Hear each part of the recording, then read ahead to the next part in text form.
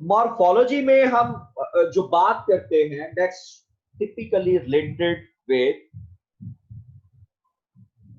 how the words are assimilated. So basically, as I told you, it's in the science of words, how the words are framed, what are the prefixes, suffixes, what are the root words, what are the infixes, and what is the affixation process. कि हम किस तरह से prefix, infix, सॉफिक्स या root word से पहले prefix और उसके बाद में जो है वो सॉफिक्स लगा के हम लोग किस तरह से नए अल्फाज जो है वो जनरेट कर लेते हैं. So this is what we call, you can say, morphology. अब आप अगर इस लेयर का आप अंदाजा लगाएं तो एक बात तो आपको यहां नजर आ रही है कि according to this you can say figure, जो अहम तरीन एस्पेक्ट्स हैं वो इनका ताल्लुक जो है वो किसके साथ है, you can say written discourse के साथ, वो टेक्स्ट जो हमारे सामने रिटन फॉर्म में नजर आता है. और मॉर्फोलॉजी में जो नेक्स्ट एक अहम तरीन हिस्सा है that is what we call जैसा orthography, how the words are written and how can you can say divide into many other forms, क्या हम उसको कैसे दीगर फॉर्म्स के अंदर जो है वो तकसीम कर सकते हैं. तो that is what we call morphology. So यहां हम जब भी बात करेंगे हम हमेशा मतलब इस डायग्राम के हवाले से हम हमारा जब भी नुक्ता नजर होगा will always say that morphology जो है वो साइंस ऑफ वर्ड्स के साथ एसोसिएटेड है. और इस डायग्राम के हवाले से जब भी बात करेंगे ये हम कहेंगे कि ये रिटन जो लैंग्वेज है, जो कॉन्टेक्स्ट डिपेंडेंट लैंग्वेज है, जो प्रैग्मेटिक है, ये उसके हवाले से ज्यादा फोकस करते हैं,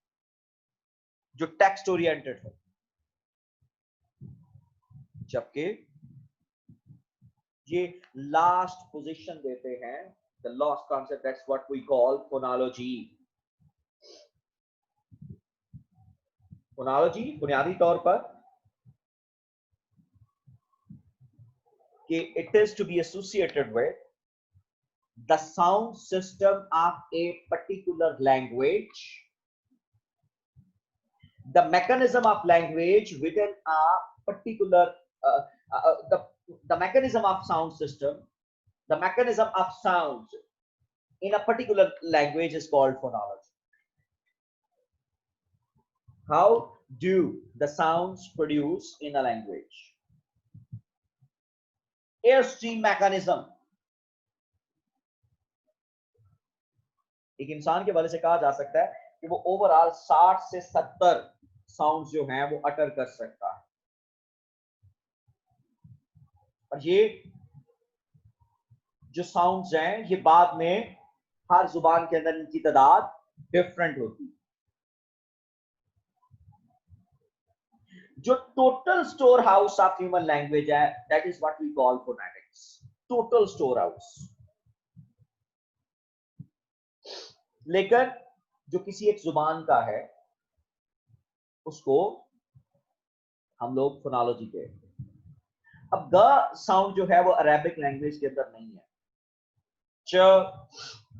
अरेबिक लैंग्वेज में नहीं है, लेकिन अब अरेबिक लैंग्वेज की अगर साउंड्स की बात करेंगे तो वो फोनोलॉजी कहलाएगा. लेकिन अगर आप बात कर रहे हो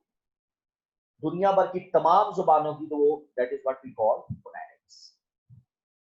वहां पर हम जो है वो फोनेटिक्स में तीन चीजों के हवाले से बात करते हैं. The air mechanism of, you can say, how the sounds are produced, कि साउंड जो है वो प्रोड्यूस कैसे होती है, फिर how they fall on to our ears, हमारे ears पर कैसे फॉल करती है, and how they travel, that is what we call acoustic phonetics, कि एक शख्स के मुंह से निकलने वाली वेव्स जो है वो अगले शख्स के कानों पर जब जाके पड़ती है तो वो जो दरमियान में जो फासला मौजूद होता है हम उसको कैसे एवेलुएट कर सकते हैं, तो that is what we call the acoustic phonetics.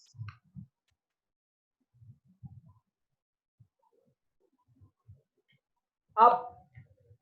Phonology में हम लोग सिर्फ एक जुबान की साउंड के साथ, लाइक व्हाट इंग्लिश लैंग्वेज की जैसे मैं बात करता हूँ आपके साथ, तो मैं हमेशा ये आपको कहा है कि ये टोटल 44 साउंड्स का मजमुआ है, लेकिन एक स्कूल ऑफ थॉट ये भी कहता है कि ये 49 है,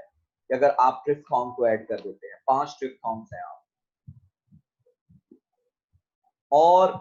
उसमें 24 आपके कॉन्सोनेंट साउंड्स हैं, 20 आपकी वॉल साउंड्स हैं, और फिर इसी तर्ज के साथ वो जो साउंड्स हैं, जो वॉल्स हैं उनको फर्दर डिवाइड किया जाता है, जिसमें 12 प्योर वॉल्स हैं, 8 जो हैं वो डिफ्थॉन्ग्स हैं, और फिर आगे फर्दर जो कहते हैं कि जी नहीं और भी वॉल्स हैं तो वो 5 डिफ्थॉन्ग्स को भी ऐड करते हैं। जब आप यहां ग्रामर की बात करते हो लिंग्विस्टिक्स में, तो ग्रामर मोर और लेस बेस करती है सिंटैक्स और मॉर्फोलॉजी, यानी ये वाला जो पोर्शन आपको नजर आ रहा है that's typically related with grammar, the science of words, the science of sentences. जो आपकी लिंग्विस्टिक्स ग्रामर है ये हम लोग नॉर्म्स एंड प्रिंसिपल्स को बेस नहीं करते, rather it is more based on, you can say, common sense. If we are able to draw some of the senses, तो हम ये कहेंगे कि ये मतलब जो है वो ये जो जुमला जो है वो गो के इनअप्रोप्रिएट है, लेकिन इसमें सेंस एग्जिस्ट करती है। बहरहाल अगर मॉर्फोलॉजिकली और सिंटैक्टिकली यहाँ पे जुमला करेक्ट हो तो हम उसको ग्रामेटिकली करेक्ट मतलब या ग्रामेटिकली मीनिंग या अप्रोप्रिएट मानते हैं, लेकिन इससे हरगिज मुराद नहीं है कि लिंग्विस्टिक्स जो है वो ट्रेडिशनल ग्रामर को डिस्कार्ड कर देती है। नेचुरली ये उस तरह से प्रिंसिपल्स के ऊपर फोकस नहीं करती जैसा कि ट्रेडिशनल ग्रामर में होते हैं कि जी वर्ब के फौरी बाद क्या आना चाहिए और उससे पहले क्या आना चाहिए, प्रपोजिशन लगाने का क्या असूल है, लाइक व्हाट कॉम्प्लेक्स सेंटेंस बनाने का क्या असूल है, सॉरी कंपाउंड सेंटेंस बनाने का क्या असूल है। ट्रेडिशनल ग्रामर प्रिस्क्रिप्टिव है, जो लिंग्विस्टिक्स की ग्रामर है that's purely descriptive, it describes what the language is, और जो traditional grammar it says what the language ought to be. दोनों में अब जमीन आसमान का फर्क है इस बात के ऊपर कि एक बकायदा असूल बना रही है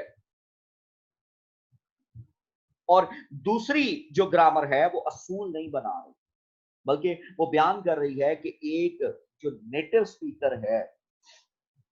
वो लैंग्वेज का इस्तेमाल कैसे और क्यों करता है, उसके पास कौन कौन से ऐसे एस्पेक्ट्स हैं जिनके जरिए वो लैंग्वेज को डील कर रहा होता है। तो इस तरह से हम लोग मतलब जिन एरियाज को लिंग्विस्टिक्स के अंदर समझा जाता है कि ये वो कॉन्सेप्ट्स हैं, उसमें ये जो एक जो फिगर आपके सामने शेयर किया जा रहा है, ये फिगर इस बात को मतलब हमारे सामने बतलाता भी है कि लिंग्विस्टिक्स जो है वो इन एरियाज के हवाले से बात करती है, और लिंग्विस्टिक्स मोर और लेस डिस्क्रिप्टिव है। I must say you people,